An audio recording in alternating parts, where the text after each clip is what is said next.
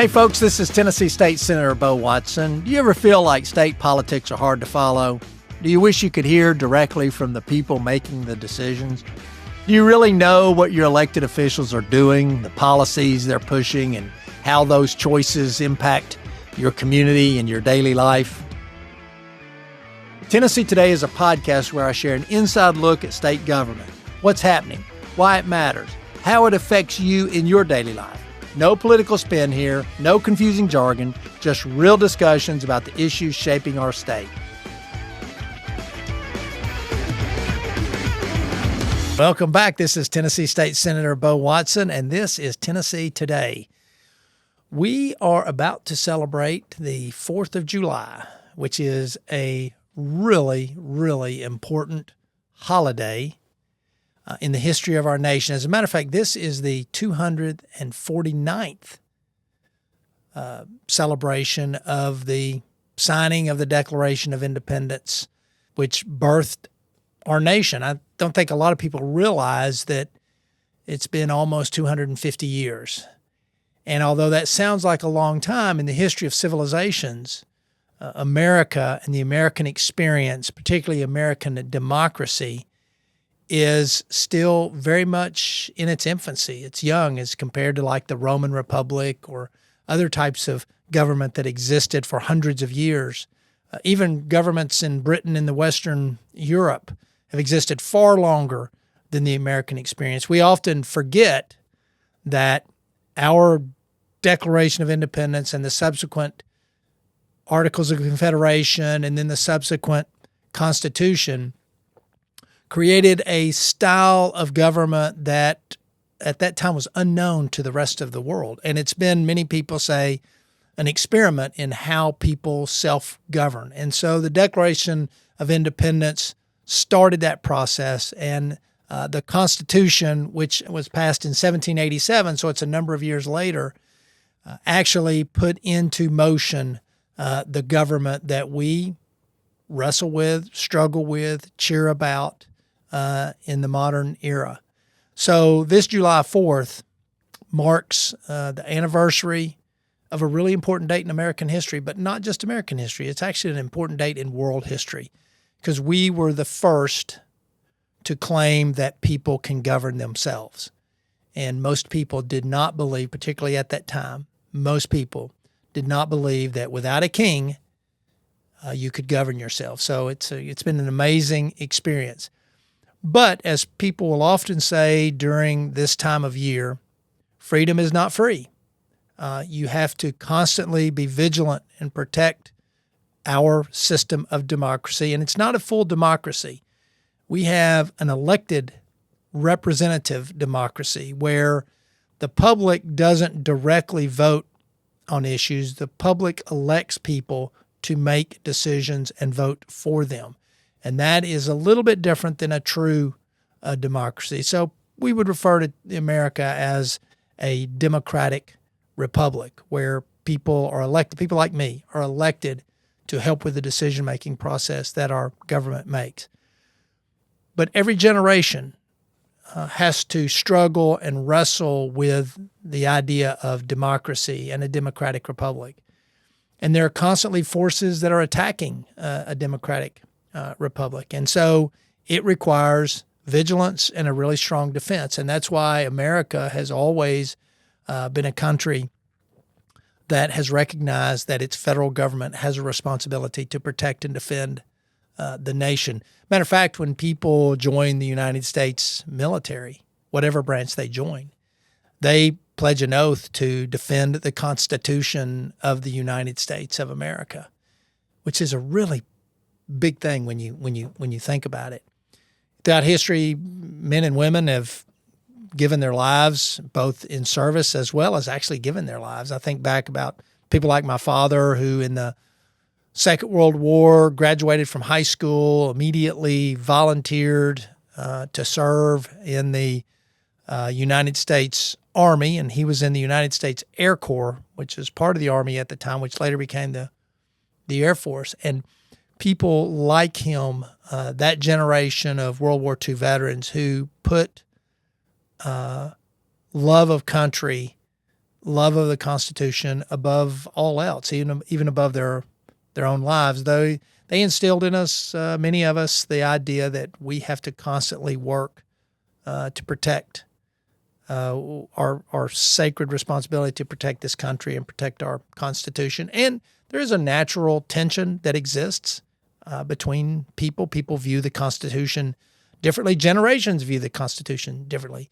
The 4th of July is a moment where we stop and celebrate, but more importantly, we give thanks to those who walked the path before us and have given us the opportunity to live really in the greatest nation that the world has ever known. So as you are celebrating the 4th of July at home with fireworks and hot dogs and hamburgers, actually you probably ought to have macaroni and cheese, because if I remember correctly, Thomas Jefferson brought macaroni and cheese back with him when he came from, I guess, France.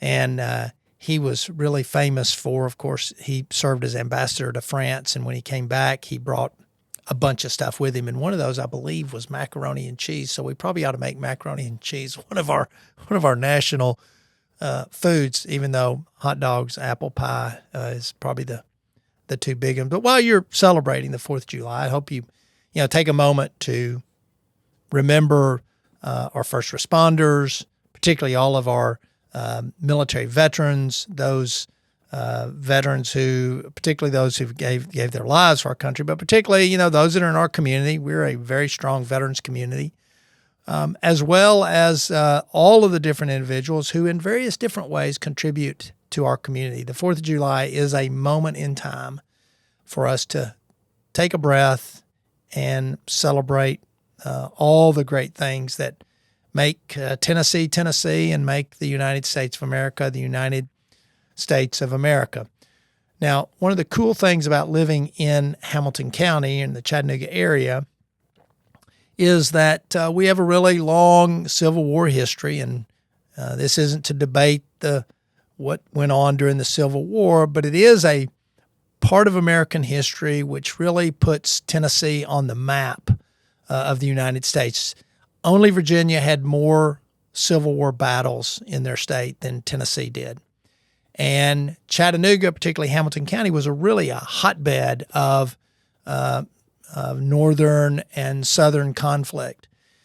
The Battle of Missionary Ridge, the first Congressional Medal of Honors awards were given out. The first ones to win it were the individuals, Andrews Raiders, who stole a train from the Southerners and were bringing it back to Chattanooga.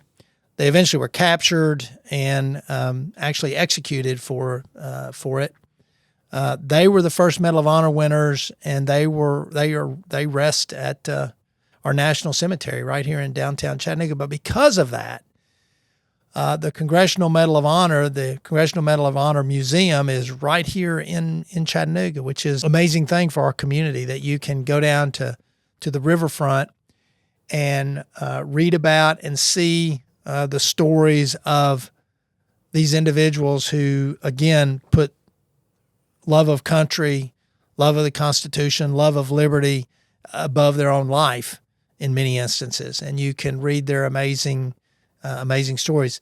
Interestingly, as a matter of fact, later this year, late September, early October, the Chattanooga will host the Medal of Honor celebration, a week-long celebration that recognizes all of the Medal of Honor winners. I think the organization is known as the Medal of Honor Association. It's a group formed to simply honor and respect those who have won the Medal of Honor, those that have passed as well as those that are still alive.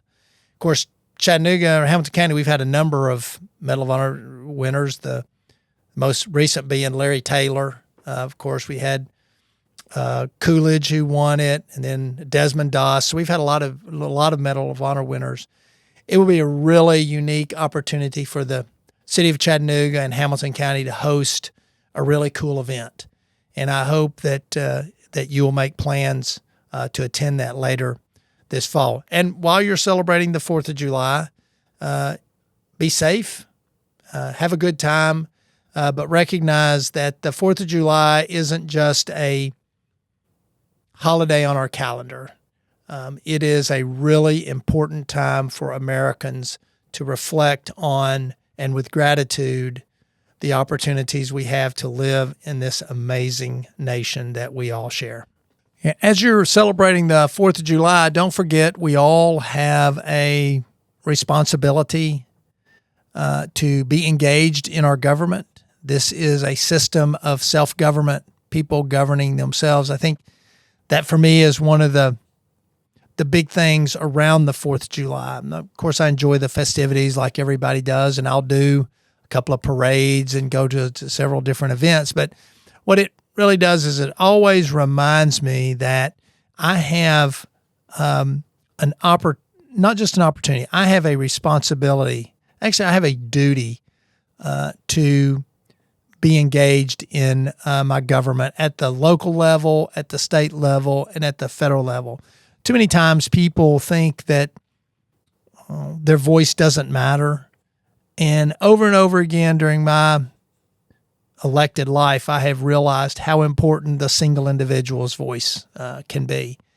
I have people email me, write me letters, send me texts. I mean, I have a myriad of ways that people have communicated with me, each of them trying to engage themselves in the process. And I actually really like that about our system of government, that individual citizens actually play a role in how we govern. And so I want to encourage you during the 4th of July time that you take a moment and recommit yourself.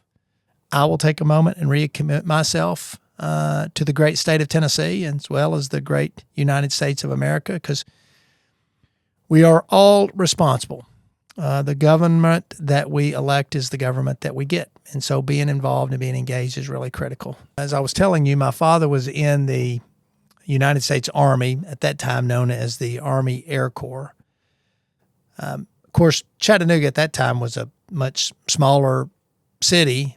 My dad, actually, speaking of city, my dad went to City High School, which doesn't exist anymore.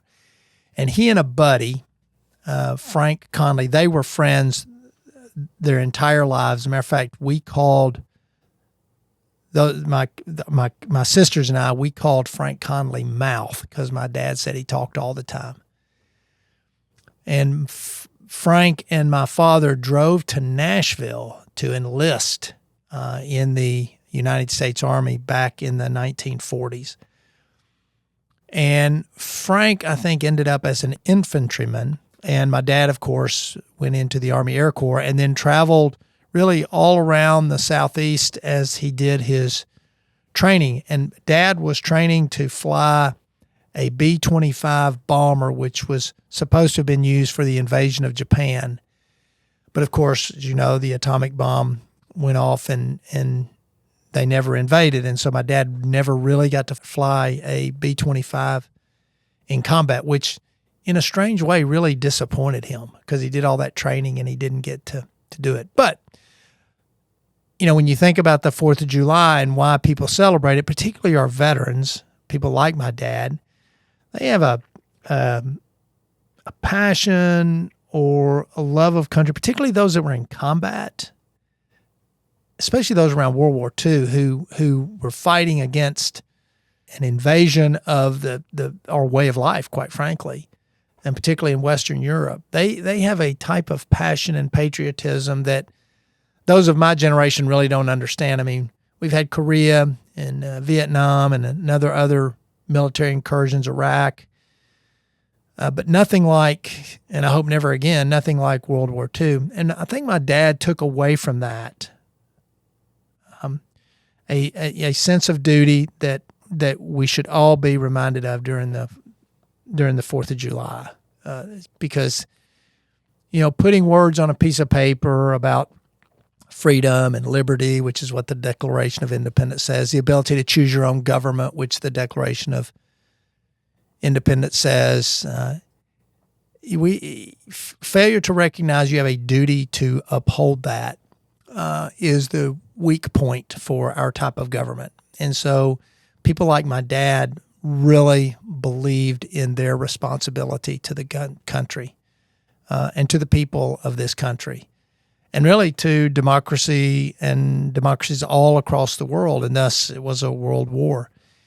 My dad came back from the war, never talked much about it, but was just a super, super hard worker, but also really instilled in all of his children a sense of to whom much is given, much is required. And not from an economic sense or from a social sense, but just from a patriotic sense. I mean, we have all been blessed with an amazing country to live in with benefits that go far beyond virtually everywhere else in the world. And because of that, much is expected of us. And this July 4th, we should all remember that and think about folks like my dad or others who have served and instilled in us the values that make this country great. So this July 4th, it's okay to sit at home and watch things on TV, I suppose, but I would really encourage you to get out, go to something in your community that celebrates the 4th of July, participate in a parade, or go watch a parade, or go watch fireworks, or go to a picnic. Engage yourself in your community's celebration. This is our 249th. We need to start getting warmed up because next year will be our 250th anniversary of the Declaration of Independence. It's going to be a big year all across the state of Tennessee. It's going to be a big year all across the United States. Let's start getting warmed up this year by engaging ourselves. But whatever you do, be safe. Now, if you have stories of service or patriotism, I'd love to hear those. Please send them to me at info@bow4tn.com. That's info@bow4tn.com. This has been State Senator Bo Watson with another episode of Tennessee Today. Look forward to seeing you next time.